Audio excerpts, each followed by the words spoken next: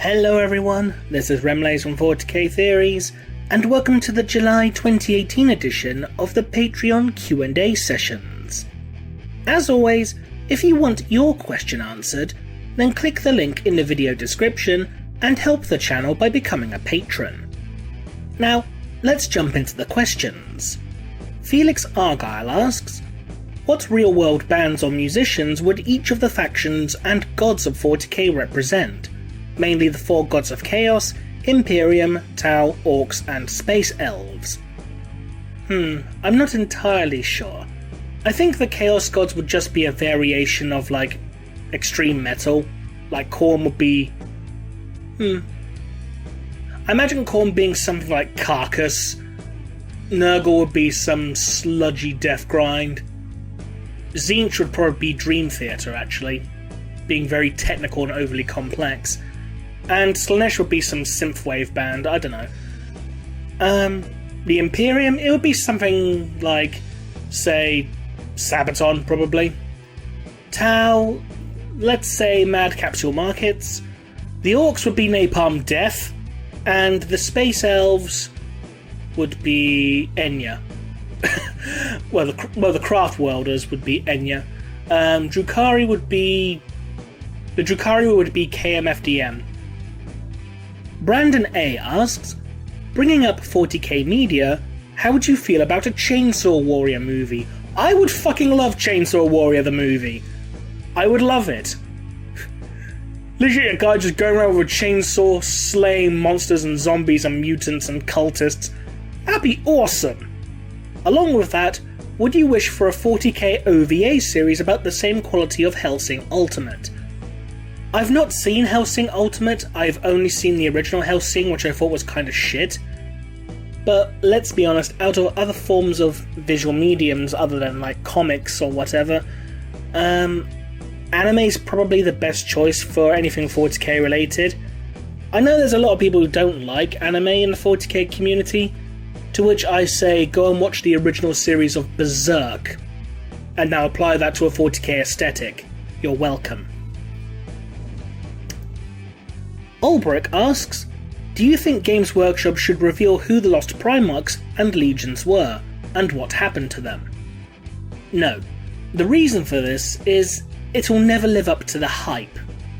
Whatever fate is revealed, it will never be good enough. It will never be exciting enough for majority of fans, so just leave it at that. Sean Paul Bowen asks, what is or what are some of your favourite stories and plots involving the Inquisition? Well, you can't go wrong with a bit of Eisenhorn. Eisenhorn is just great. I have been meaning to read more Inquisition-focused books, like, say, Atlas Infernal. That is actually on my reading list, Atlas Infernal. I know it's technically not the Inquisition, but the Garrow series, and before anyone asks, well, technically he is one of the first founding members of the Inquisition, so I guess it counts. The Garrow series is just incredibly well written, and it actually, features a lot of really well fleshed out characters, so that's always good. Plus, there's always the Inquisition War trilogy, just for some of the nonsense in that. I mean, let's be honest, there's that one scene in Chaos Child featuring demonettes where the narrator is describing, what is it again? The silken flesh, soft breasts, and bulging loins of the demonettes. So you got that to look forward to. Mace Craze, Tempest of the Imperial Fists asks, who amongst the Primarchs has had the best military strategies, the worst backstory, and the most advanced technology? Best military strategies, I'd probably have to say Horus, just because he had the most victories, so he's obviously doing something right. But you could also argue Lionel Johnson and Rabute Gilliman's also being great strategists. Worst backstory, Rogel Dawn.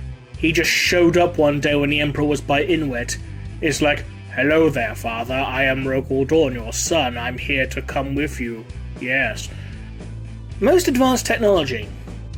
You could argue Rogel Dawn because he had the Phalanx, which was a massive starship from the Dark Age of technology, which is basically a Death Star.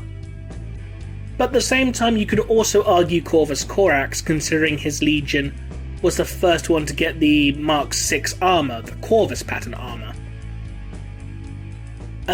So I'd say one of those two. If Chaos were banished from the Warhammer universe, at what point do you think the Imperium would cool down into less of a war machine? It won't. Not while you got Xenos like the Orcs, the Necrons, the Tyranids all running around. It's not going to stop. There's always going to be a war somewhere. Hypothetically speaking, could Orcs be re-bioengineered by humanity? I mean, you could try, but why would you want to? Is the warp present in only the Milky Way galaxy, or is it an omnipresent entity throughout all of space? I assume the latter because the warp is just a separate plane of reality, so I'd assume it encompasses all of reality, if that makes sense. Have there been documented cases of human ships leaving the galaxy in search of a new home? I'm not sure about ships, but I know there have been probes going outside of the galaxy and returning, and then all they ever recorded was that there are orcs. There's orcs outside the galaxy, there's orcs everywhere. And plus the Nids, obviously. In the novel Dark Imperium, Guilliman stands before a demon machine in battle with Sisters of Silence. At one point, a simple priest of the Ecclesiarchy joins in. He witnesses this monstrosity firsthand, it being a demon of Nurgle. How does he manage to resist this overwhelming evil? Is it perhaps his blind faith in the Emperor? Quite possibly. We know faith itself is a legitimate power in 40k, just look at the Sisters of Battle. So it's possible that his faith gave him essentially a psychic shield. Either that, or there's something more to this priest than we initially realised. Voice of the Emperor asks, will you ever do a face reveal? Maybe in the future. Kyle C. Anderson asks, if a new Xenos race were introduced, what do you think it would be like? I'm going to assume tabletop race. So, new race on the tabletop, it would have to be either the Rakghoul or the Loxatl, because they've been featured in enough ancillary media, like novels, comics, etc., RPGs. So, if you are going to bring a new race to the tabletop, make it one of those two. Or just do, Codex Mercenaries. Introduce a whole bunch of Xenos in that as mercenary warbands to join your army as allies or something. Austin Horner asks, what is your favourite 40k weapon and why? Lightning Claws, because Lightning Claws are awesome, just go in and go full on Wolverine on their asses, going yeah. I think everyone loves good old Lightning Claws just so they can just go and rip and tear. Heather Gocchioso asks, aside from America and France, what countries still exist in 40k? Well, Britain still exists. It's either Albia or Albion. It's one of those two. It seems to change. There's also Brazil. Hi, Brazil. So, Brazil's still a thing. Aside from the others, I'm not entirely sure. Is Canada still around? I don't know. How often are you thrown out of the Imperial Palace? That's kind of rude of the Custodes, don't you think?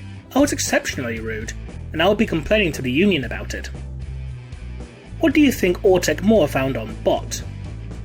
Didn't he find a facility where the Word Bearers and World Eaters were doing, some kind of rapid Legion reinforcement program, or something like that? I think that's what that was found. I need to double check. Is there a moment in the lore that has moved you emotionally? Yes, the ending of Fabius Bile Clone Lord. Go read that book, it's awesome. Luke Welsh asks, how different would the heresy have been if the Emperor had listened to Magnus and not forced him to join Chaos? Well, obviously it deprives the traitor legions of another legion to add to their ranks.